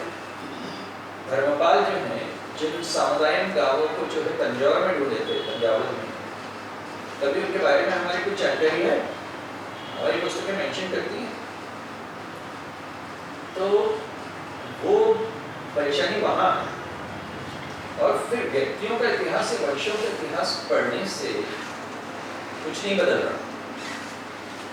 एक कहता है कि इनको गौरवान्वित किया जा रहा है, दूसरा कह रहा है कि ये जो पहले का है वो छुटा हुआ। एक बहस चल रही है। धर्मपाल की यदि आप पद्धति अपनाओ इतिहास की, तो वो आपको बहुत सारे तनावों से, द्वंद्वों से मुक्त करने वाली पद्धति। वो गांवों के सामुदायिक जीवन के बारे में आपकी आंखें खोलने वाली दृश्य। हम व्यक्ति या वंश के इतिहास को पढ़ते हैं, समुदाय के इतिहास को नहीं पढ़ते। ये समुदाय जो इतने वर्षों से जो इस देश में, उसने क्या क्या किया है, ये समुदाय इतने सालों से जैसे बीमारियों को झेल रहा है। तो इसने उन बीमारियों के विरुद्ध अपने पूरे जो है सभ्यता के क्रम में, अपने सांस्कृतिक विकास के क्रम में उसके प्रति कुछ प्रतिरोध का तंत्र तो पैदा किया है। लेकिन आप बताइए कि क्या जो है हेल्थ की हिस्ट्री हमारी हिस्ट्री का अंग है? और फिर ये होता है कि चूंकि हमने स्वास्थ्य का इतिहास कभी नहीं पढ़ा, तो कोरोना आ गया, कोविड आ गया, तो उधर उधर भागते थे, क्योंकि हमारा कोई इतिहास ही नहीं है जो हमें बताता कि आज से 100 साल पहले जब ये स्पेनिश फ्लू आया था और भारत में 6 करोड़ लोग मरे थे, तब क्या क्या किया गया है? क्या कोई इसकी इंस्टीट्यूशन मेमोरी नहीं? या उसके भी 100 साल पहले जो है फिर एक फ्लू आया था और उस समय क्या किया गया? हम मानते हैं कि जो इतिहास जो है वर्षों और व्यक्तियों तक सीमित नहीं है भाई। कभी जो है हमने अपने अरण्यों का इतिहास पढ़ा, आज जंगल साफ होते चले आ रहे, जब ये खत्म हो जाएंगे ना तब पढ़ेंगे हम उसका इतिहास। लेकिन उसके पहले जो है एक आरण्यक सभ्यता थी जिसमें ट्राइबल्स और ऋषिस कोएग्जिस्ट करते थे। हमारे यहाँ तो संस्कृत इतिहास को ये कहते खारिज कर दिया जाता है कि संस्कृत मतलब कोर्टली लैंग्वेज। संस्कृत जो है दरबारी भाषा, दरबारी भाषा नहीं थी संस्कृत। संस्कृत जो है एक अरण्य भाषा। अरण्य में पंक्ति फैली बड़ी आश्रम नहीं होते थे, शिक्षा का तंत्र वहां होता था। ऋषि और जो आदिवासी दोनों सहअस्तित्व में रहते थे। उस सहअस्तित्व में उन्होंने जो है अपने बहुत सारे उपाय भी विकसित किए होंगे, क्योंकि अधिकतर बीमारियां तो जो हैं वो पशुओं से मनुष्यों में ट्रांसमिट होती है, जैसे कि इसमें हुई चमगादड़ से हुई या पैंगोलिन से हुई, किसी से भी हुई मर्ग है, आपका एड्स है। तमाम बीमारियां क्या है? पशुओं से मनुष्यों में ट्रांसफर हुई। और यहाँ एक ऐसी सभ्यता थी जो पशु और मनुष्य का सहअस्तित्व देखती और वनों में रहती। बुद्ध भी गए तो वन में गए, महावीर गए तो वन में गए, राम हुए तो वन में गए, और कृष्ण तो वृंदावन में थे ही। तो ये जो आरण्यक सभ्यता है जिसमें इतने सारे आरण्यक ग्रंथ लिखे गए और जिसमें ये दोनों का सहअस्तित्व था, उसने जो है क्या तरीके ढूंढे होंगे? जब उसको मालूम है कि इस तरह से संक्रमित होते हैं तो बहुत सारे तरीके ढूंढे। उसका कोई कल्चरल मेमोरी हमारे पास बाकी रहेगी नहीं रहेगी। हमारे जो में इतने सारे नदियां थी, सरस्वती नदी तो उदाहरण है कि जो कि लुप्त हो गई। ऐसे बहुत सारी नदियां जो है अभी लगातार लुप्त होती चली आ रही। जब वो इतिहास हो जाएंगी तब हम उनका इतिहास पढ़ेंगे, उसके पहले नहीं पढ़ेंगे। हम नदियों का इतिहास नहीं पढ़ते, हम जंगलों का इतिहास नहीं पढ़ते, हम स्वास्थ्य का इतिहास नहीं पढ़ते, हम अपने कहना चाहिए कि इकोनॉमिक्स का इतिहास नहीं पढ़ते। एंग्लोस मेडिसिन बताते हैं कि 7वीं 8वीं शताब्दी तक विश्व का 60% जीडीपी जो है वो भारत में। वो बताते हैं कि अंग्रेजों के आने से पहले तक भी भारत में विश्व व्यापार का 25% हिस्सा। जब अंग्रेजों ने छोड़ा 1951 की आखिरी घटना, जब आजाद हुए मुश्किल समय 3 साल 4 साल, तो उस समय की घटना के हिसाब से वो बताते हैं कि 1% रह गया विश्व व्यापार में। इतना लूट के खलास करके गए भाई लोग। तो हम इन सब चीजों का इतिहास पढ़ेंगे तो जो है हमारा इतिहास जो है रेलेवेंट होगा, उपयोगी होगा। अभी तो आप उसको रट्टा मारने के लिए पढ़ते हैं, क्योंकि वंशों और व्यक्तियों के इतिहास से आपको मिलना क्या है? आप तो समस्या आधारित पढ़ते हैं। धर्मपाल जो है वही कर रहे हैं। उनकी जो दृष्टि है वो ये है कि समुदाय क्या कर रहा है, ये व्यक्ति विशेष क्या कर रहा है, इस पर नहीं है। ये समुदाय इतने वर्षों से स्थित है, इतने वर्षों तक लगातार बना हुआ प्रवाहमान है। ये ऐसा नहीं है कि सभ्यता मिट गई, ये प्रवाहमान सभ्यता है। तो कुछ होगा इसमें कि जो इतनी उठापटक के बीच में लगातार प्रवाहमान रह सके। तो वैसा कुछ जो है उस सामुदायिक शक्ति का, उसके विभिन्न प्रकल्पों को आप देखो जब तक सामने आते हैं। जैसे जब मैं कलेक्टर झाबुआ था, मुझे याद है वहां पर हमारे यहाँ एक साक्षरता आंदोलन चल रहा था। उस साक्षरता का एक पार्ट था, उस पार्ट 4 था, उसमें बड़वाओं के बारे में बताया हुआ था और ये कहा हुआ था कि बड़वा जो है वो तो ढोंगी होते हैं, अंधविश्वासी होते हैं, झाड़ फूक करने वाले होते हैं और इनके पास नहीं जाना चाहिए और प्राथमिक स्वास्थ्य केंद्र में जाना चाहिए और सामुदायिक स्वास्थ्य केंद्र में जाना चाहिए। मैं कह रहा हूँ कि जाए, बिल्कुल जाए, कोई दिक्कत नहीं है, जाए, लेकिन वहां पर पाए कि वो तो बंद है और डॉक्टर साहब जो है वो अपनी पूरी टीम के साथ जो सामुदायिक स्वास्थ्य केंद्र की है उसको लेकर इंदौर में अपनी प्राइवेट प्रैक्टिस कर रहे हैं। तब उस आदिवासी को क्या लगता है? एक टिपिकल मैथ्यू आर्नोल्ड की पोजीशन जिसमें आप ये कह रहे हैं कि the one is dying, the other is yet to be born। एक तो खत्म हो रहा है, आप कर ही दे रहे हैं उसको खत्म अपने सिविलाइजेशनल असॉल्ट के जरिए, अपने सांस्कृतिक आक्रमण के जरिए आप उसको खत्म कर रहे हैं। लेकिन दूसरा जो आप विकल्प दे रहे हो वो तो पैदा ही नहीं हो रहा।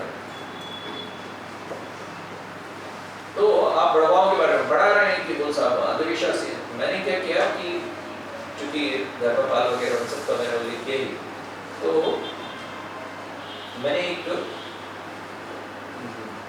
कोशिश ये की कि बड़वाओं का मैंने कहा पता करिए है क्या, उनके ब्लॉक स्तरीय जो है मैंने सम्मेलन किए थे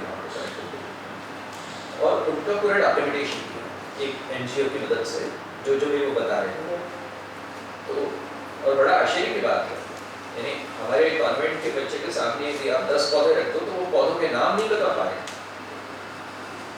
और यहाँ जो है वो ट्राइबल बच्चा भी और ये बड़वा भी और सामान्य भी, उसके सामने आप 50 पौधे खींचते हो तो न केवल उन पौधों के नाम बताता है बल्कि उनकी मेडिसिनल प्रॉपर्टीज बताता है।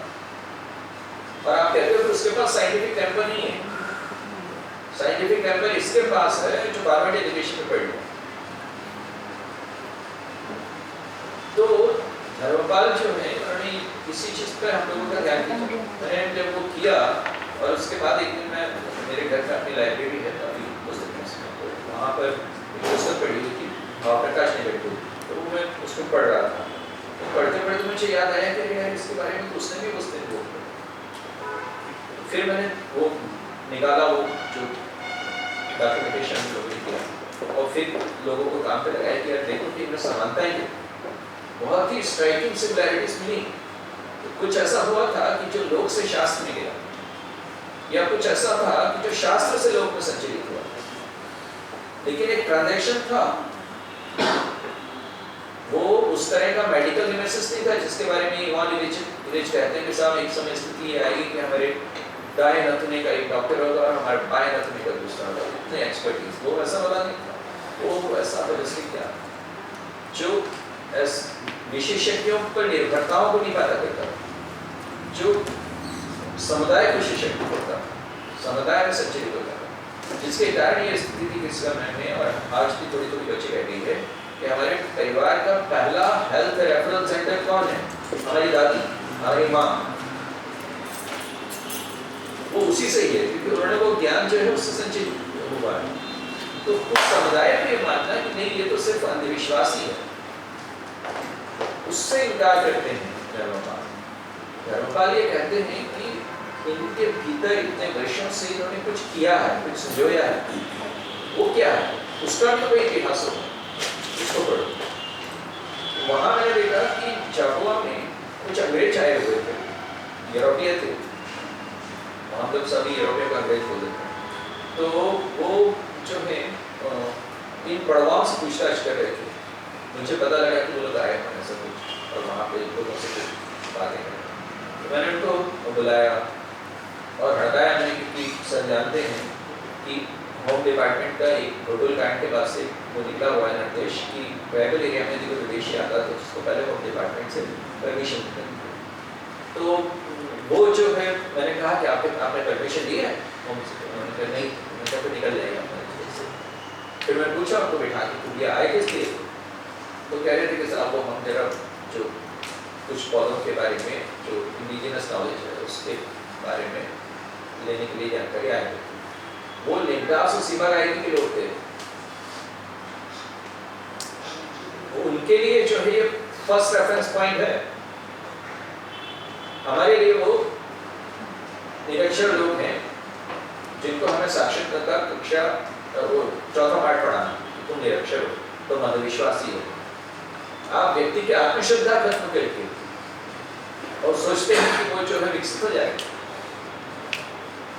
तो वो जो चीज थी धर्मपाल ने मुझे वो सीखी थी, इसलिए मैं उनका हमेशा वो आभारी हूँ।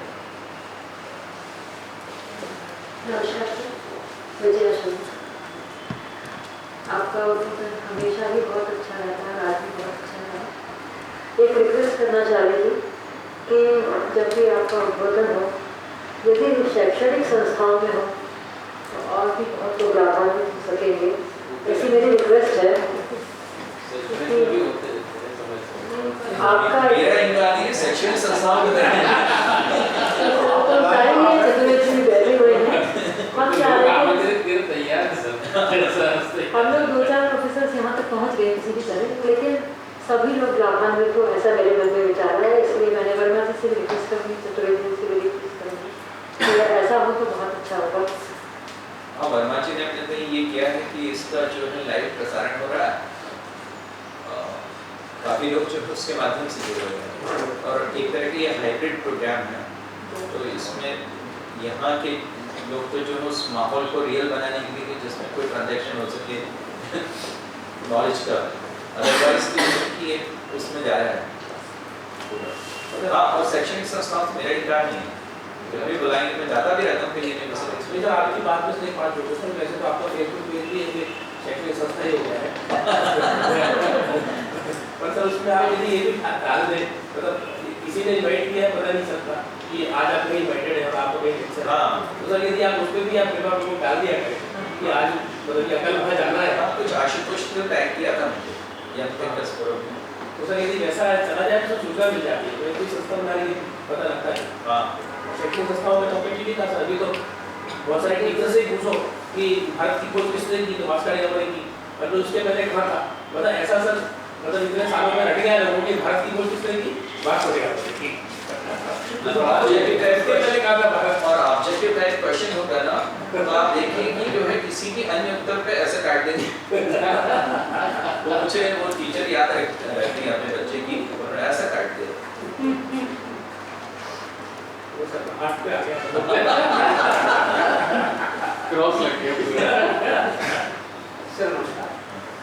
जैसा कि सर ने अभी बोला कि आखिर ऐसा क्या किया जाए, जो आपका मिलन लाइब्रेरी में व्याख्यान हुआ था आपकी पुस्तक पर, उसमें भी मैं था और आज भी निश्चित तौर पर बहुत अच्छा सर का सुझाव है कि ये व्याख्यान गोष्ठियाँ आयोजित होती हैं तो 25, 30, 50 लोग आ जाते हैं, लाइव टेलीकास्ट होता है, 100, 200, 1000, 2000 लोग देख लेते हैं, लेकिन सॉलिड चेंज कैसे आएगा? सॉलिड चेंज मतलब जो चीज़ आपको बोल रहे थे कि टेक्स्ट बुक में वो चीज़ कैसे आएगी। अब यहाँ पर मेरा एक रिक्वेस्ट भी है, सजेशन भी है आपके लिए कि ये सारी चीज़ें गोष्ठी हो गई, कुछ लाइक माइंडेड लोग आ गए, कुछ लोग पेपरों में न्यूज़ हो गया, लोगों ने देख लिया कि हाँ मनोज श्रीवास्तव सर ने ऐसा व्याख्यान दिया, आगे बढ़ गए, पेपर पुराना हो गया। तो मिलाकर कि इस टाइप की एक्टिविटीज़ एक बहुत ही लिमिटेड लोगों को उस बारे में सहमति कर पाती है, लेकिन मास उसमें चेंज नहीं होता है। अब जैसा कि अंग्रेजों ने किया कि भारत को चेंज करने के लिए भारत की शिक्षा व्यवस्था को चेंज किया, वैसा प्रयास अपने स्तर पर होना चाहिए। इस संदर्भ में मेरे मन में 2 बातें जो मैं आपके सामने रखना चाह रहा था। अब इसके 2 रास्ते हैं, एक तो पॉलिटिकल स्तर पर, तो दैट इज़ बहुत ही हैक्टिक है, बहुत ही वह है, क्योंकि हर पॉलिटिकल पार्टी रूलिंग हो या अपोजिशन हो, आज की हो या पहले की हो, अपने कैलकुलेशन अपने गुणाभाग देखती है। दूसरा है एडमिनिस्ट्रेटिव। एडमिनिस्ट्रेटिव पार्ट भी कहीं ना कहीं पॉलिटिकल अम्ब्रेला पे रहता ही है। आपने एज ए कलेक्टर कहीं पर कुछ शुरुआत की, कुछ ऐसा हुआ, आपका ट्रांसफर हो गया या आपको कहीं और इंचार्ज बना दिया, वो चीज़ जरूर चाहती है। तो मेरा एक सजेशन है कि आपके नेतृत्व में, जैसा कि जो सर ने बोला है उस लेवल पर, क्योंकि गोष्ठियाँ हो गई, आपके व्याख्यान हो गए, आपकी किताबें हो गई, तब भी मैंने ये क्वेश्चन आपसे पूछा था और आपका वो लेक्चर मैंने यूट्यूब में भी डाल दिया है कि ये वो ग्राउंड चेंज कब आएगा, वो एनसीईआरटी की 7th 8th 9th की बुक्स में कब चेंज आएगा। जो एनसीईआरटी की बुक तैयार करते हैं नहीं सर वहाँ पर भी ऐसा नहीं होगा। मेरे मन में सजेशन है जो मैं आप सभी के सामने रखना चाह रहा हूँ। आप क्योंकि अब आप पोस्ट रिटायरमेंट एरा में हैं, तो you are free from so many rules, you are not confined with मैं कह रहा हूँ कि गवर्नमेंट सर्वेंट के जो ऑब्लिगेशंस होते हैं, जो रूल्स रेगुलेशन होते हैं, उससे आप फ्री हैं। तो आपके नेतृत्व में ऐसे प्रबुद्ध जनों का एक संगठन बनाया जाए, कोई उसमें बहुत बड़ा कुछ नहीं करना है, और आपके में जैसे गवर्नमेंट संसद में व्हाइट पेपर लाती है, वैसा एक पेपर ड्राफ्ट किया जाए एजुकेशन के लिए, जिसमें आपकी सारी बुक्स धर्मराज के सारा कुछ करते हुए एक विस्तार से, थोड़ा लंबी प्रोसेस, 1-2 महीने का समय लगेगा, और वो फिर PIL दायर किया जाए संविधान सुप्रीम कोर्ट में। बात नंबर 1। अब जब PIL वहाँ दायर होगी, तो चूंकि एजुकेशन से रिलेटेड है, तो निश्चित तौर पर गवर्नमेंट अथॉरिटीज उसमें इन्वॉल्व हो जाएंगी, और इतिहास को चेंज, उसमें एनसीईआरटी कोई पार्टी बनाया जाए, उसमें मिनिस्ट्री ऑफ HRD मिनिस्ट्री कोई बनाया जाए, उसमें सब शिक्षा मंत्रालय को बनाया जाए, संसद की स्टैंडिंग कमेटी जो एजुकेशन पर है उसको भी पार्टी नाम बदल दिया जो NCF है वो 20 में आ जाना था, पूरा तैयार हो गया है, सब जानते होंगे, 22 में आ जाएगा, सब बदल गया नहीं, लेकिन फिर भी जो कैरिकुलम फ्रेमवर्क है ना, नेशनल कैरिकुलम फ्रेमवर्क स्कूल के लिए, हायर एजुकेशन के लिए आ गया है, उसका नाम NHEPOF है, जो अभी एडवाइस किया गया है, उसमें स्कूल का तैयार है सर, मैं भी उस कमेटी में मेंबर हूँ, सबको पूरा आइडिया है, बिल्कुल तैयार है, सब बदल गया है। इसलिए मैं कह रहा हूँ इतिहास में जो सर आपने बोला है, जब तक बदलना नहीं होगा तब तक क्या है, अपने से भी ज्यादा बड़े-बड़े विद्वान उन्होंने ये सब काम करे, दीनानाथ बत्रा जी थे, काफी काम किया उन्होंने, कोर्स भी बहुत शिक्षा में लड़ाया है। हां, सुप्रीम कोर्ट में लड़े हैं, मतलब ये लग चुकी है संविधान के साथ-साथ कभी ऑर्डर भी होगा कि आपका आप जो सजेशन दे रहे हैं उसमें बात तो सही है, मतलब उनकी वेदना भी वही है, वही लोगों की है, वो सब लड़ाई कर सकते हैं।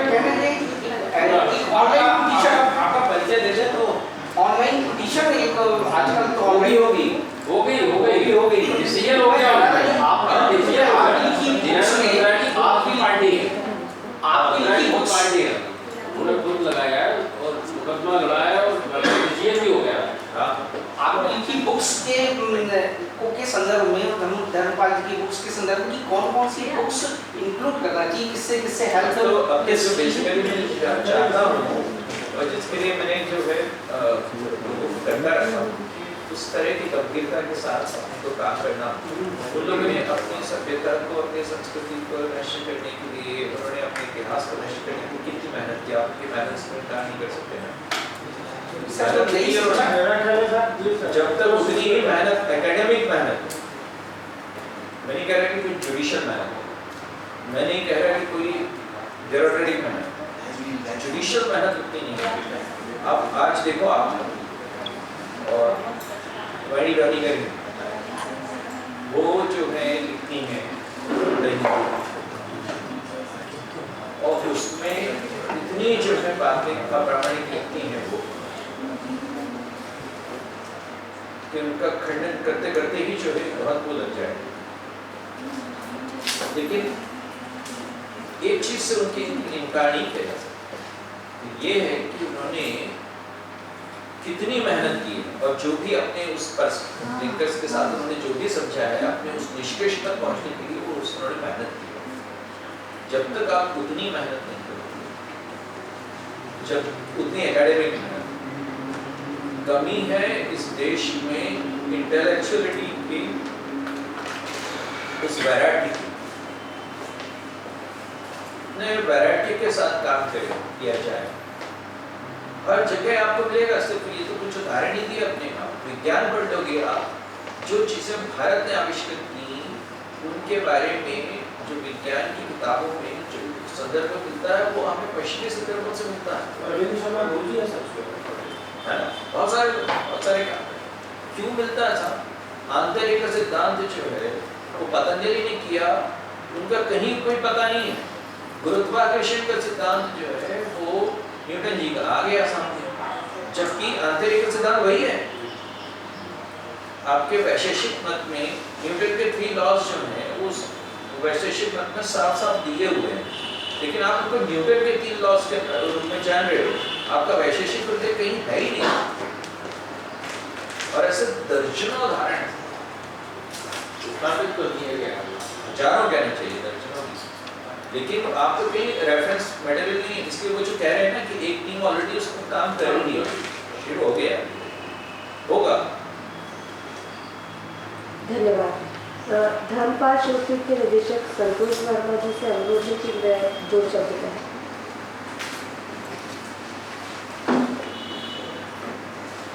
धर्मपाल शोधपीठ की ओर से बोलने के लिए रिक्वेस्ट किया गया है, और ऐसे में बोलना और कठिन हो जाता है। जो हमारे संस्थापक हमारे बीच में मौजूद हैं, तो ऐसे में हम क्या बोलें, तो मेरा यथार्थ सर जो कहा कि हमें क्या करना चाहिए शोधपीठ की ओर से, तो ऐसे में जब हम देख रहे हैं कि आज धर्मपाल जी 100 वर्ष के होने वाले हैं, हो गए हैं, और हम आज़ादी का अमृत महोत्सव मना रहे हैं, देश का 75वां वर्ष है आज़ादी का, तो ऐसे समय में धर्मपाल जी और रेलिवेंट हो जाते हैं।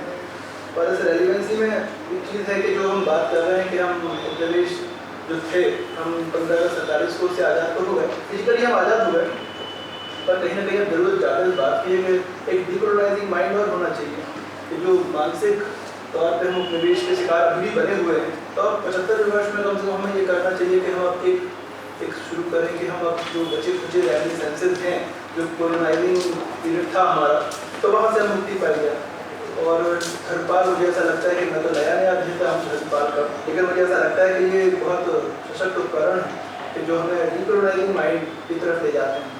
तो जो मेरी तरफ से ये था कि शोधपीठ क्या कर रही है, तो कुछ हमने नए प्रोजेक्ट हाथ में लिए हैं शोधपीठ की ओर से। उसमें ये कहूँगा कि उनके कुछ प्रकाशन हैं जो अपडेट करके हम शीघ्र प्रकाशित करने जा रहे हैं। ये किताब तैयार हो गई है, रिडिस्कवरिंग इंडिया, जो दोबारा से उसका एक एडिटेड वर्जन हम ला रहे हैं। करीब सारी तैयारियाँ हो चुकी हैं और इस महीने के अंत में वो आ जाएगा। साथ में एक इम्पॉर्टेंट चीज़ और थी कि जो उनके कुछ नोट्स हैं जो उन्होंने अपने मसूरी में रहने के दौरान करीब 10-12 सालों में उन्होंने अपने शिष्यों को बताए कि हमें क्या करना चाहिए। सबसे इम्पोर्टेंट बात है क्या करना चाहिए, जो उन्होंने बताया था उसको हम बहुत जल्दी बुक के फॉर्म में लेके आ रहे हैं। तो एक बड़ा काम है और वो आगे के 2 महीनों के अंदर एडिटिंग का काम चल रहा है और 1-2 महीनों के अंदर वो किताब के रूप में आपके सामने आ जाएगा। इसके साथ साथ कुछ उनके पत्र हैं और कुछ अप्रकाशित चीज़ें हैं जो उनकी जो पुत्री हैं धर्मपाल जी, जो हिंदू यूनिवर्सिटी से रिटायर होने के बाद भारत आ गई थी, तो वो इस काम को लगी हुई हैं। तो कुछ बहुत सारा ऐसा काम है जो अब तक अप्रकाशित है, तो बहुत जल्दी शोधपीठ उसको लेके आ रही है, तो वो सारा का सारा काम हम प्रकाशित करना चाह रहे हैं। तो ये काफ़ी चीज़ें हैं जो इंग्लिश में 5 वॉल्यूम और जो पुनरुत्थान ट्रस्ट में छापा है 10 वॉल्यूम में हिंदी, इसके बाद भी हम बहुत सारी चीज़ें हैं जो अब तक अप्रकाशित रहेगी, वो हम सामने लेके आ रहे हैं। तो ये हमारे तरफ से ये रहेगा। साथ में जो बात चली शैक्षणिक वर्ग के साथ जो कार्यक्रम की, तो जन्म शताब्दी वर्ष चल रहा है, तो हम आपसे ही कहते हैं कि आप लोग यहाँ शिक्षा जगत से जुड़े हुए लोग हैं, तो जो भी शोधपीठ की ओर से अगर आप कोलैबोरेशन चाहते हैं तो हम उसके लिए तैयार हैं। चाहे स्कूल शिक्षा हो, चाहे कॉलेज शिक्षा, कहीं भी हम शोधपीठ उसके साथ कोलैबोरेट करेगी धर्मपाल जी के विचारों को आगे बढ़ाने के लिए, तो इसके लिए हम सहर्ष तैयार हैं। तो जो भी आपकी तरफ से प्रस्ताव आएगा हम उसके लिए तत्पर हैं। ये और ये चीज़ें थी। अब समय भी काफ़ी हो गया, आप लोग आए हैं, वक्त फॉर्मेलिटी का है कि आभार प्रदर्शन में कर अपनी तरफ से। तो सर एक शॉर्ट नोटिस पे आ गए और मेरी धृष्टता कि मैंने केवल फ़ोन पे बात की और वो तैयार हो गए और मैं व्यक्तिगत रूप से उपस्थित नहीं हुआ, तब भी उन्होंने सहमति दी, तो इसके लिए सबका धन्यवाद। राउत सर यहाँ आए और हमेशा से वो मेरे किसी भी काम में हमेशा तत्पर रहे हैं। जब भी मैंने उनसे आग्रह किया उन्होंने तुरंत माना है, इसके लिए सर उनका भी धन्यवाद। हमारे प्रमुख सचिव महोदय श्री शेखर शुक्ला जी, जो खुद इस कार्यक्रम में उपस्थित होना चाह रहे थे, आज खजुराहो महोत्सव का उद्घाटन है कल, तो उन्हें वहाँ जाना पड़ा तो वहाँ उपस्थित नहीं हो पाए हैं और उनकी बड़ी इच्छा थी, तो उनका भी धन्यवाद, वो यहाँ उपस्थित नहीं है। आप यहाँ बैठे हुए हैं, कई लोग मेरे गुरुजन हैं, उनका भी धन्यवाद जो एक फ़ोन पे आए हुए हैं, कुछ हमारे सीनियर्स यहाँ मौजूद हैं और मित्रगण जूनियर सब यहाँ मौजूद हैं। तो उन सबका धन्यवाद कि आप इतने शॉर्ट नोटिस पे यहाँ आए। कुछ नए युवा हैं YTF से जुड़े हुए, वो यहाँ मौजूद हैं, एक वो भी यहाँ पे आए, उनका धन्यवाद। स्वराज संस्थान और धर्मपाल शोधपीठ के जो हमारे स्टाफ है, जो हमारे सहकर्मी हैं, उन्होंने बड़े योगदान दिया और इस कार्यक्रम को सफल बनाया, तो उनका भी धन्यवाद।